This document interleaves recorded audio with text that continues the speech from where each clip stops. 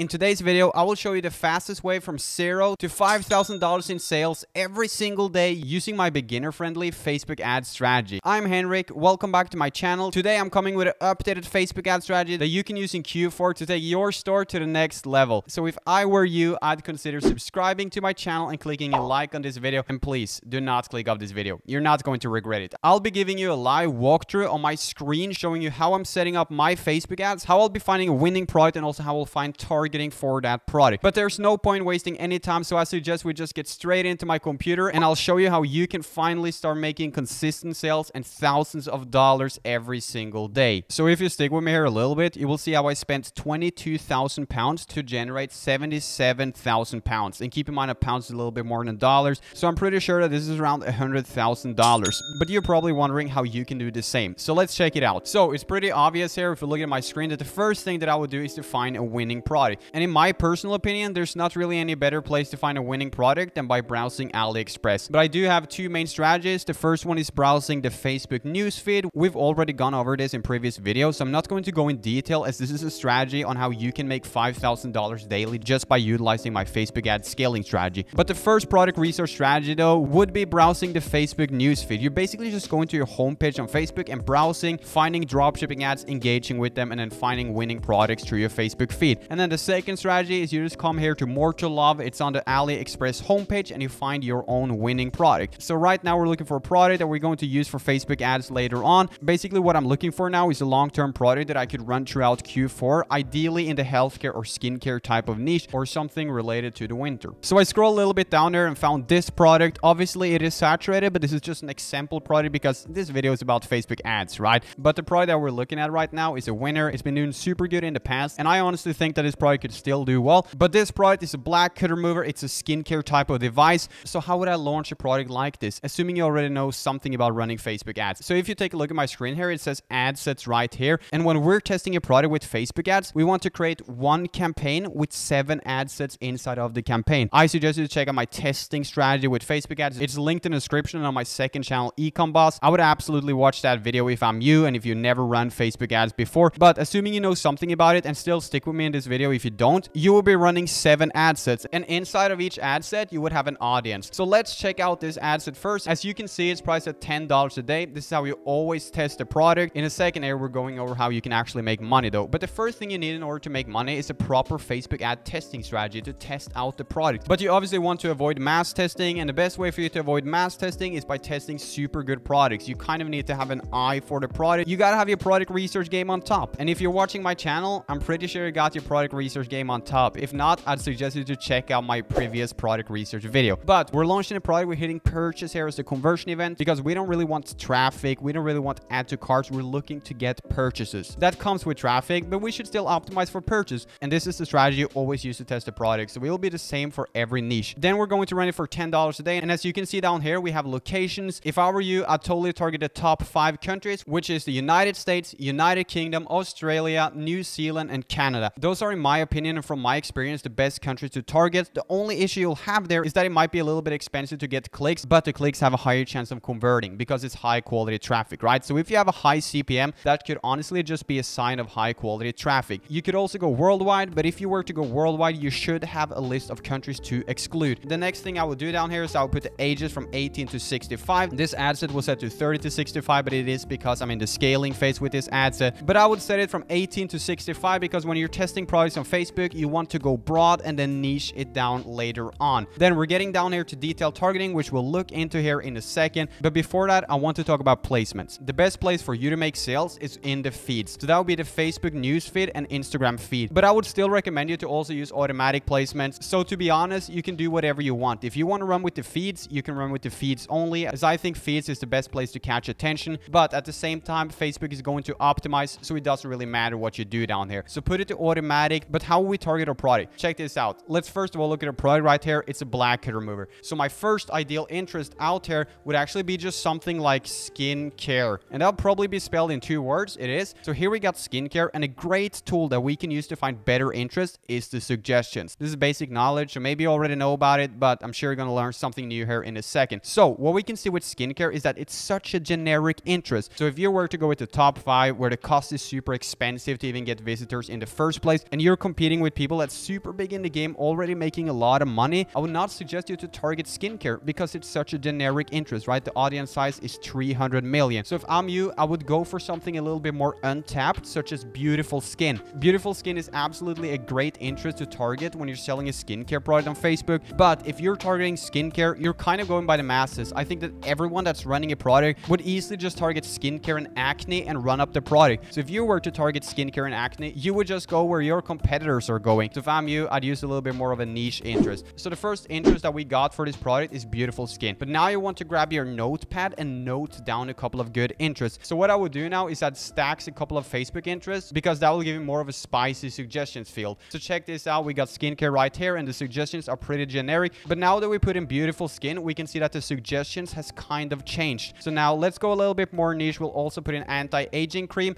And now you can see that our suggestions is changing once again. And these are now still broad interests, but a little bit more niche. So what I would do if I were you is I would stack interests to then find better suggestions. So now we can see for this product, I totally target beautiful skin as I think it's a little more niche than just targeting skincare. Then I would also target facial as this is a product you use on your own face. I could target online shopping, but if I were to target online shopping, I would probably narrow it down by engaged shoppers because online shopping is such a big interest and it's so generic. So if you target online shopping, you should narrow down by engaged shoppers. This is a purchase behavior on Facebook, and these are people who's very recently been engaging with products on Facebook. So engaged shoppers is in theory more qualified to buy. I don't think that myself, but in theory, they're more qualified to buy. So if you stack engaged shoppers with online shopping, you're finding people that's interested in shopping online, and you're now narrowing it down to people who's actually been shopping online very previously. That's a very good interest, right? So now we can see the suggestions once again, though. We got natural skincare. The first interest we had was skincare. It was too broad. I didn't like it because it was super broad. Now we have natural skincare and we also have beautiful skin. And those two are very similar to skincare, but they're a little bit more niche. So the competition is lower. So what I would do now is I note down all these interests as I would use them for other ad sets. And I would start off with just one interest in each ad set. So my first interest here will be beautiful skin. I'll take the name right there, beautiful skin, and then scroll up to the top and name my ad set beautiful skin. Because if you're not naming the ad set the interest name, you will not be able to know which audience, which interest actually made the sale. So it's super difficult for you to scale when you don't know what's actually selling. So what you're going to do now is make 7 ad sets running at $10 a day. So you're going to be spending around $70 every single day on Facebook ads, and then see if you can find a winning product. So now let's say you have 7 ad sets. How do you know when to scale the product? Because 7 ad sets itself is not going to make you the money. So the first thing that you're going to look for now is, are you getting sales every single day? You're running the 7 ad sets for 24 hours. And what is the ideal result when you're testing a product? Because this is what we're doing, right? We're just making 7 ad sets to test the product and see if it's going to work. So if the product is making 0 sales, we're going to cut it and move on to a new product. But let's say the product is making sales. What are you looking for? And in my opinion, the first day should give you at least 2 sales, but ideally I would like to have 2 to 3 sales the first day. So when I'm looking to scale a product, the only metric that I'm looking at in the beginning stages is sales. I don't really care if it's profitable because you can always make it profitable later. We're just testing something out at this point, right? So I'm only looking at sales, and I want one individual ad set to hit 3 sales. Because in my opinion, 2 sales could be random, but once you hit 3 sales, it's probably not luck anymore. So what I would do, my ad set hits 3 sales. As you can see, we have an ad set here, and it's actually called Beautiful Skin. It's running at $10 a day, and it has 5 sales. We're following the 3 sale rule. And the 3 sale rule is that if it makes 3 sales, we're going to scale it. So what we're going to do with an ad set like that is we'll click duplicate. We don't have to mess with any of these settings. We'll just duplicate this 3 sale ad set, go down to the price, change it to 25, and publish. So this is vertical scaling. You're just taking what works, doubling down on it, and increasing the budget. Because if the ad set is working on $10, the chances are if you give it more money, it's probably going to work even better. So that is vertical scaling. We're just taking the ad set and increasing the budget. I'm not going to publish this now because I've already scaled it like this. So now you know how to find good audiences and the first move to scale. But what are you going to do if the $25 duplicate is not going to work? Because in a lot of cases, it's actually not going to work. What I would do then is I would just duplicate the ad set as a copy. And that's honestly it. Like, that's the only thing I do. I'll duplicate this ad set and publish it. This is just a straight up copy of your ad set, but it allows Facebook to re-optimize the ad set to see if it can find an even better audience. So now you have some ad sets at 3 sales, and you're starting to get consistent sales every single day,